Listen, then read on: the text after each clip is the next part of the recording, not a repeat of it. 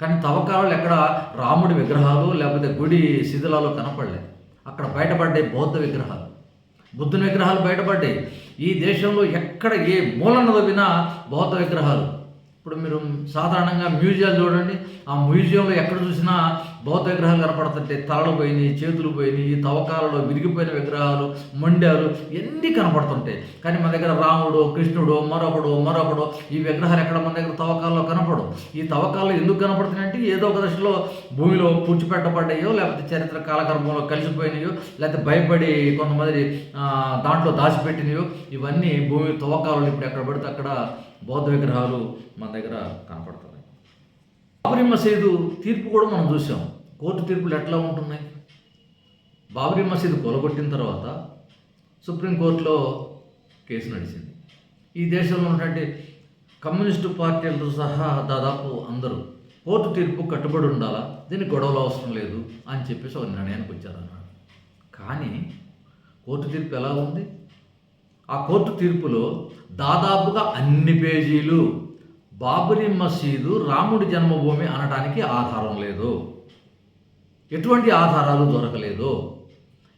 గతంలో ఉన్నటువంటి మసీదును కూలగొట్టడం తప్పు, కూలగొట్టిన వాళ్ళు నేరస్తులు అని చెప్పారు మొత్తం.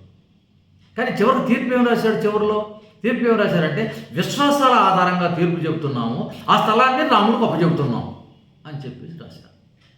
అసలు ఈ దేశంలో రాజ్యాంగం నడవాలన్నా విశ్వాసాలు నడవాలన్నా విశ్వాసం ఏంటి? కానీ రాజ్యాంగం ప్రకారం తీర్పు కాకుండా విశ్వాసాల ఆధారంగా తీర్పు చెబుతున్నాము అని చెప్పేసి ఆ చెప్పిన జడ్జి ఏం మాట్లాడాడు? అతను రిటైర్ కాగానే వెంటనే ఇప్పుడున్న పాలకులు అతన్ని రాజ్యసభ సభ్యుడిని చేశారు. అంటే ముందే తైలాలు ప్రకటించారేమో మనకు తెలియదు. కానీ ఈ రూపంలో తీర్పులు కూడా ఉంటున్నాయి. దేని ఆధారంగా తీర్పు చెప్పాలి? విశ్వాసాల ఆధారంగా తీర్పులు చెప్తారా? నేను నమ్ముతున్నాను అంటే దేని ఆధారంగా నమ్ముతూ? మా తాత చెప్పాడు, మా తండ్రులు చెప్పారు అంటే ఇంకా తాత తండ్రుల విశ్వాసాలని మనం నమ్ముతామా? కానీ మన రాజ్యాంగం ఏం చెబుతుంది? మన రాజ్యాంగం లౌకిక రాజ్యాంగం. లౌకిక రాజ్యాంగం అంటే మతానికి రాజ్యానికి సంబంధం ఉండకూడదు, మతానికి రాజ్యానికి సంబంధం ఉండకూడదు. దేనికి అదే ఉండాలి. మతానికి స్వేచ్ఛ ఉండాలి, అన్ని మతాలకి సమాన అవకాశాలు ఉండాలి. కానీ ఇలా ఇస్లాం ఏంటి అంటే ముస్లిమ్స్ ఏంటి, క్రిస్టియానిటీ ఏంటి, ఈ రెండు మతాలకి మేము వ్యతిరేకమని పాలకవర్గాలు బాహాటంగానే చెబుతున్నాయి కదా, దాంట్లో దాపరికం లేకుండా. ఇప్పుడు మన రాష్ట్రంలో బీసీ రిజర్వేషన్లు ఉన్నాయి, దాని మీద పాపం బండి సంజయ్ గారు అంటున్నాడు, ముస్లింలు కనుక మీరు బయట పెడితే వాళ్ళని తీసేస్తే మేము రాజ్యాంగాన్ని మార్చేదానికోసం, పార్లమెంట్లో ఈ బిల్లు పాస్ చేసేదానికోసం మేము ప్రయత్నం చేస్తామని చెప్పి. అంటే మత ఆధారంగా ఇప్పుడు ప్రయత్నాలన్నీ నడుస్తున్నాయి. ఏ మతానికి సంబంధం లేదు అనే స్థానంలో నుంచి అన్ని మతాలను సమానంగా చూడాలి అనేది ఒక దశలో వచ్చింది. ఓ ముఖ్యమంత్రి ప్రారంభోత్సవానికో లేదా తన ప్రమాణ స్వీకారానికో అన్ని మతాల వాళ్ళు వస్తారు. బ్రాహ్మడు వస్తాడు, మంత్రాలు చదువుతాడు. క్రిస్టియన్ ఫాదర్ వస్తాడు, అతను ప్రార్థన చేస్తాడు. ఒక ఇస్లాంకు సంబంధించినటువంటి పండితులు వస్తాడు, వాళ్ళని నాజర్లు అంటారా, మౌజములు అంటారు, మౌజేలు వస్తారు. వాళ్ళు వాళ్ళ భక్తుల్లో వాళ్ళు ప్రార్థన చేస్తారు. ఇవన్నీ అన్ని మతాలను తీసుకొచ్చి అక్కడ ప్రార్థన చేపట్టే రాజ్యానికి మతానికి అసలు సంబంధం ఉండకూడదే. మన భారత పార్లమెంట్ ఉంది. మొట్టమొదటి భారత పార్లమెంటు భవనాన్ని ఎవరు ప్రారంభోత్సవం చేశారో తెలుసా? ఆనాడు నెహ్రూ ప్రధానమంత్రి.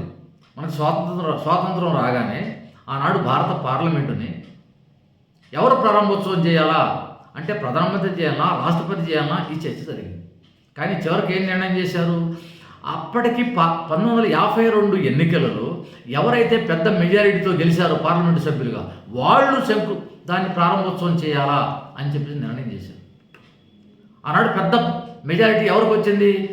పండిత జవహర్లాల్ నెహ్రూ కన్నా కమ్యూనిస్ట్ పార్టీ అభ్యర్థిగా పోటీ అయిన రావి నారాయణ రెడ్డి గారికి నల్గొండ నియోజకవర్గం నుంచి అనడానికి భువనగిరి పేరుతో ఉంది. భువనగిరి నియోజకవర్గం నుంచి పెద్ద మెజారిటీ వచ్చింది. కనుక ప్రతిపక్షంలో ఉన్నటువంటి రావి నారాయణ రెడ్డి గారితో ప్రారంభోత్సవం చేయించారు. రావి నారాయణ రెడ్డి గారి వెనకాల ఆనాడు నెహ్రూ ఉన్నాడు, శ్యాంప్రసాద్ ముఖర్జీ ఉన్నాడు, అంబేద్కర్ ఉన్నాడు, పుచ్చలపల్లి సుందరయ్య ఉన్నాడు. వీళ్ళందరూ వెనకాల నడిచి ఆనాడు పార్లమెంటు భవనాన్ని ప్రారంభోత్సవం చేయించారు. కానీ ఇప్పుడు కొత్త భవనం కట్టారు. ఈ కొత్త భవనాన్ని ఎవరు ప్రారంభోత్సవం చేశారు? ఒక సింహోల్ పట్టుకున్నటువంటి మోడీ గారు నడుస్తూ ఉంటే మోడీ గారు వెనకాల ఎవరు నడిచారు? పార్లమెంట్ సభ్యులు నడిచారా? మంత్రులు నడిచారా? ఎవరు నడిచారు? బట్టలున్నోడు, బట్టలు లేనోడు, స్వాములు. అసలు పార్లమెంటు భవనంలో యజ్ఞ వాటికను తయారు చేసి యజ్ఞాలు చేయమనే అధికారం అసలు వీళ్ళకి ఎవరిచ్చారు? ఎవరిచ్చారని చెప్పేసి ప్రజలు ప్రశ్నించాలా, ఈ రాజ్యాంగం ప్రశ్నించాలా? కనుక రాబోయే కాలంలో ఇది ఎట్టనే కొనసాగితే ప్రజల్ని మరింత మూఢత్వంలోకి నెరడం తప్ప మరొకటి కాదు. ఏమైనా ఈ గణపతి నవరాత్రి ఉత్సవాల సందర్భంగా ప్రజలంతా భక్తితో ఉన్నోళ్ళు భక్తిగాను, లేకపోతే వాస్తవాలను తెలుసుకున్నోళ్ళు వాస్తవిక జీవితంలోనూ ఉండాలని నేను కోరుకుంటున్నాను. అదే సందర్భంలో మనం సైన్స్ని ఈ పురాణాలకి మేళవించినప్పుడు ఎక్కడా పొంతన కుదిరేటటువంటి అవకాశం లేదు. శాస్త్రం రోజు రోజుకి పెరుగుతుంది.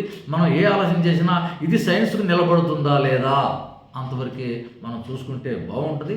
అందరూ సుఖ సంతోషాలతోటి ముందుకు సాగాలని చెప్పేసి కోరుకుంటూ సెలవు మిత్రులారా.